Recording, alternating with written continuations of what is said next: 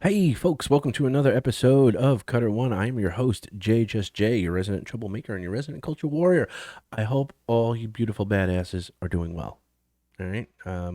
We're trudging through another week, but we will stay strong and we will make it to the following weekend. All right. A couple of videos coming up today, which ought to be interesting. But this first one sort of goes into the category of what the actual heck. All right, so let's get right into it. This is coming to us from our friends over at CBR.com and one Blake Hawkins. And I think we've read some articles from Blake before, but let's see what Blake has to add to the conversation around the professor and his works. Sauron wanted redemption on the Rings of Power, but that's likely over. The Rings of Power Season 1 emphasized Halbrand's desire for redemption, but Season 2 needs to show him embracing his identity as Sauron. Okay. And here we have a really telling opening line. Ready? The Rings of Power is an adaptation of the Lord of the Rings Second Age, not a one-for-one retelling. That means a condensed storyline and some lore inconsistencies, but it also means that some things will be outright changed. All right, let's stop right there. So, and this is what I've been saying. This is, again, pushing this narrative that making these changes is the new norm, that this new changed version of Tolkien is the new norm, right? So they're whatever they're going to talk about Sauron and his redemption arc, they have to lay the foundation and preface it with this idea that the Rings of Power isn't supposed to even be telling you what actually happened in the Second Age according to what Tolkien wrote. No. This is our version of it, and therefore that means that it's not supposed to be hyper accurate and that there will be changes to the lore. Okay, it is a really nice fancy way of saying we changed a lot of shit. Okay, and this is the best excuse we can come up with to justify changing a lot of shit, i.e., it's not a one-for-one retelling, it's an adaptation, which means we have a little creative leeway, right? Okay, so let's get right back into it. Sorry about that. All right. Okay, and there will be some things will be outright changed. The best example was Sauron's character. In The Lord of the Rings, he disguised himself as a messenger from the Valar and infiltrated the elves' inner dealings by forging the first rings of power. Okay. And then it says, in The Lord of the Rings, he disguised himself as a messenger from the Valar and infiltrated the elves' inner dealings by forging the first rings of power. Okay, I'm not even going to point out what's wrong with that sentence right there, because most of you know. Anyway, let's keep going. The Rings of Power, however, did away with the whole Anatar character. Instead, Sauron disguised himself as a mortal named Halbrand, or as I like to refer to him now, and you'll see it on the merch, the Halbland. He still had a hand in designing the first Rings of Power, but the story was a bit different. In the same way, the Rings of Power Season 1 emphasized Sauron's desire for redemption, like the Anatar to Halbrand change, the series used Lord of the Rings as a basis, but it ran in a different direction. Here's what that means for Season 2. Okay? Why Halbrand is done wanting redemption. In The Lord of the Rings, the first age ended with the War of Wrath. Morgoth was defeated and taken back to Valinor.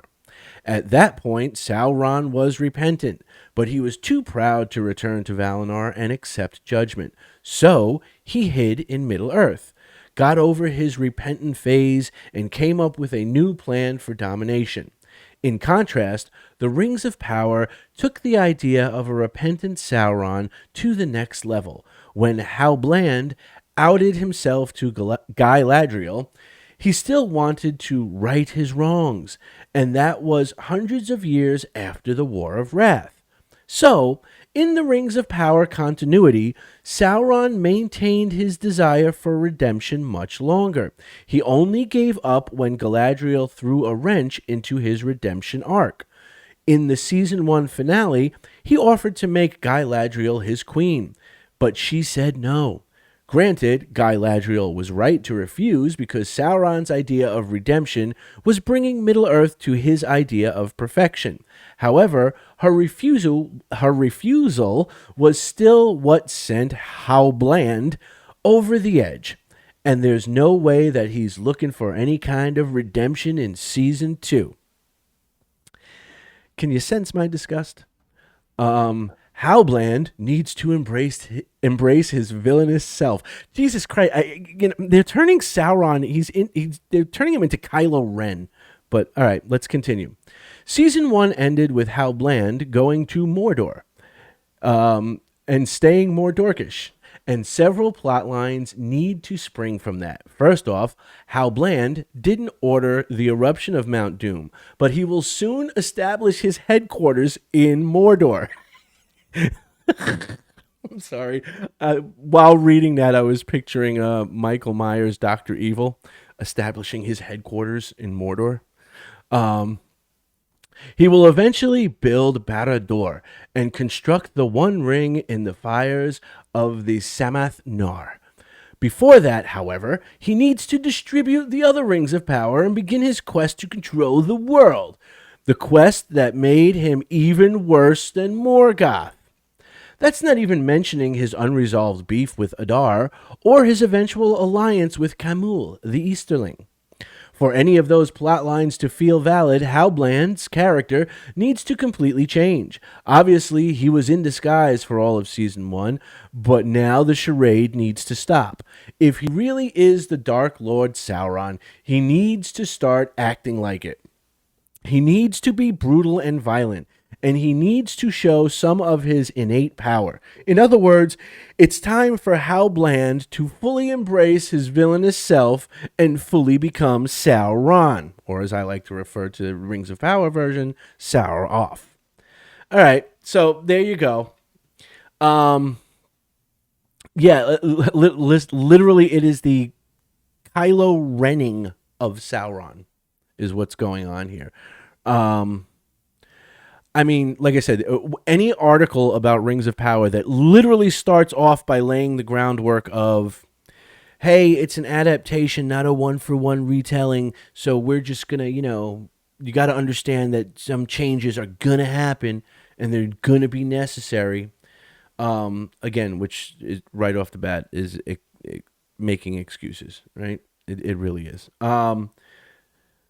First off, Blake seems to think that it's in Lord of the Rings that he disguised himself as a messenger from the Valar and infiltrated the elves' inner dealings as Anatar. That apparently that happened in the Lord of the Rings. Blake very succinctly spells that out. In Lord of the Rings, he disguised himself as a messenger from the Valar and infiltrated the elves' inner dealings by forging the first Rings of Power. Okay. Now, in that sentence, I'm willing to give Blake the benefit of the doubt and say, well, yes, Anatar did help forge the first Rings of Power. But in the what they do is they have Halbrand help forge the last Rings of Power. But in the show, they're the first Rings of Power. So it's a little... I'm willing to give Blake the benefit of the doubt on that one, but all right. Did away with the whole Anatar character. Okay, and he still had a hand in he still had a hand in designing the first Rings of Power, right? Which again is wrong because the elven rings were the last ones created, according to the lore, but according to the show, they were the first, and as of now, only ones created. Okay. So apparently Sauron's, according to Blake, was more powerful than Morgoth. And I think I covered that in a previous video where people who tend to say that are, diluting themselves. And that literally is what prompted the category of you don't know Tolkien um, that I have here on the show. So let's see. Defeated and taken back to Valinor. At that point, Sauron was repentant, but he was too proud to return to Valinor and accept judgment. Okay, that's legit. So he hid in Middle Earth. I like how he got over his repentant phase, as if we're talking about some like insolent teenager, right? He got over his repentant phase, because that's a phase that all evil beings that seek world domination and the enslavement of everything living around them do is, they go through this phase where they want to repent, they feel a little guilt. Until he came up with his new plan for domination, blah, blah, blah, blah. And I like how they literally,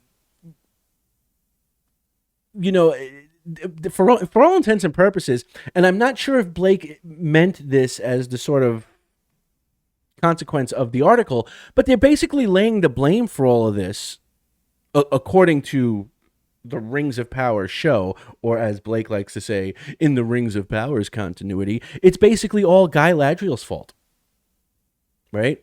So for any of you folks out there that are saying that those of us who don't like Galadriel or Rings of Power's version of Galadriel, and you're saying, oh, it's because of our inner misogynist, sexist, toxic masculinity, man baby, right? This article essentially is saying that in the Rings of Power continuity, all the wrongs of Middle Earth, all the horror that Sauron is going to bring, can literally be laid at the feet of Galadriel, right? And Blake even lays it out. So in the Rings of Power continuity, Sauron maintained his desire for redemption much longer. He only gave up when Galadriel threw a wrench into his redemption arc. So let's make sure that we understand that. Okay, let's make sure that we're all understand that, and we can all point back to this CBR.com article written by Blake Hawkins as proof, or Hawkins, as proof that yes, according to the Rings of Power continuity, Sauron and all the evil and suffering and pain and misery and death that came along with him is solely the responsibility of Galadriel. It's her fault. She is the one to blame, as Blake so succinctly lays out.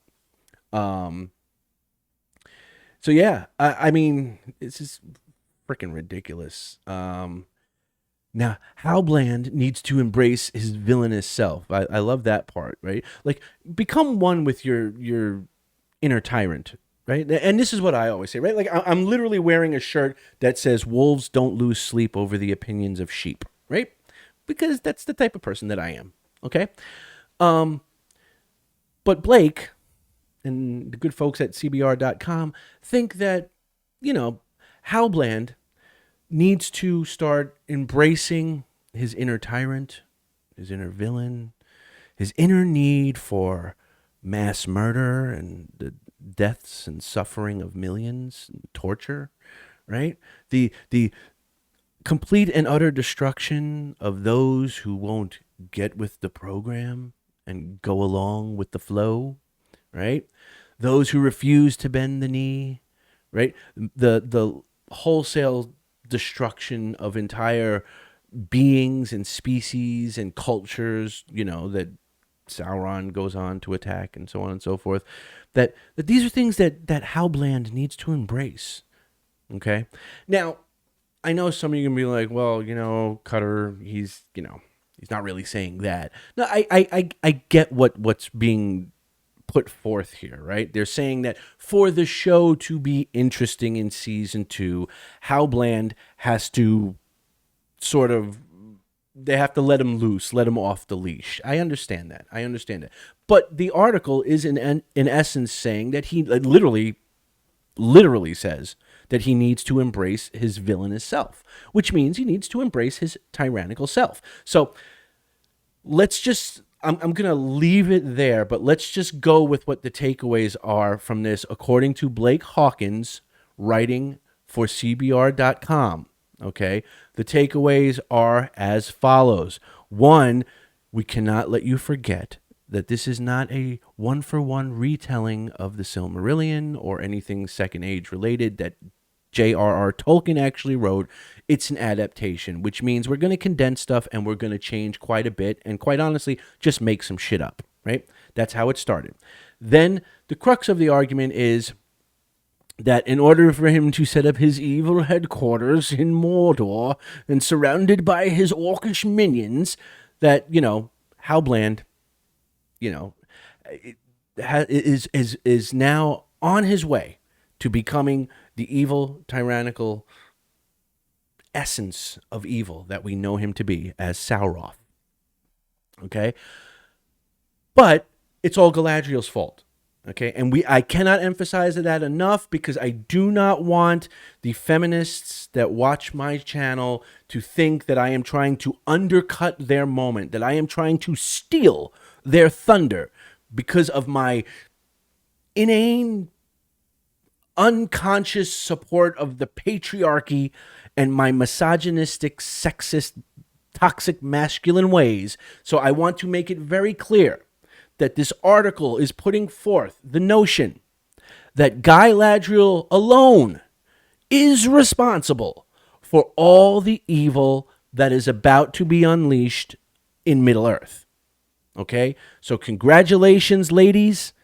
You finally got there. Y'all are, according to this show, y'all just as fucked up as the guys. Welcome to the club. Pull up a chair, grab a beer, because we are nothing but completely fucking evil here, according to the article. So let's make sure that we understand that. According to this article, it's all Galadriel's fault. Okay? Not Sauron's. No. We're not going to give him any agency, not until he embraces his more villainous side. Then we'll give him some agency, right? Because he has people to meet. They say Camul, the Easterling, and stuff. He's got people to meet. He's got things to do. There's still all the dwarvish rings and all the human rings that have yet to be forged, right? Well, we can't let that not happen, right? Otherwise, that undercuts a whole lot of stories. So anyway, so according to Blake, yes, that is the case. It's all the woman's fault. Don't get mad at me. I'm just reading the article. Get mad at Blake. Anyway, folks, let me know what you think down in the comment section below. Is this a case of you seriously don't know Tolkien? You know what? I'm gonna play it for you. Okay, ready? I'm just gonna play it.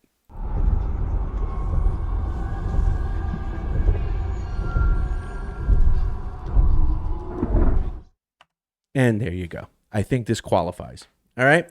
So let me know what you think down in the comment section below. Do you think, that it's about time that women got the acknowledgement that they've been craving and denied by the patriarchy for all these centuries and stuff like that? And we now know that it's Galadriel's fault.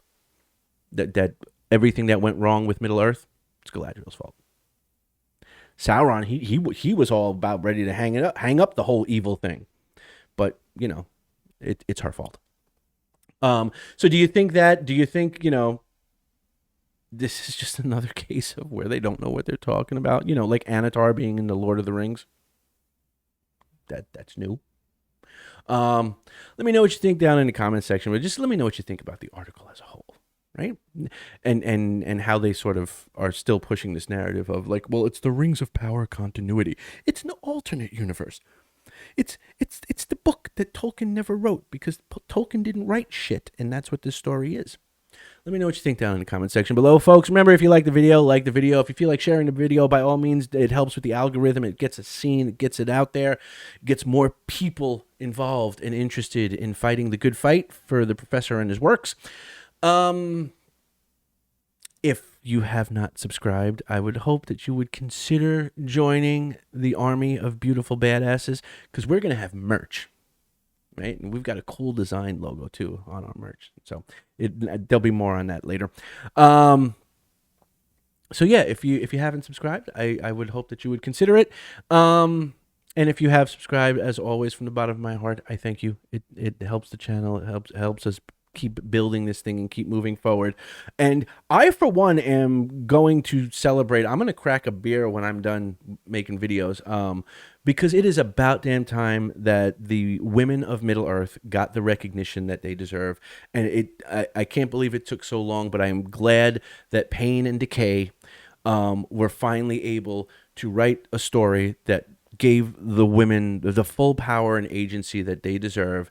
And instead of making Sauroff and Howbland be the root cause of all evil, they put it firmly where it truly belongs. And that's as being the fault of Galadriel.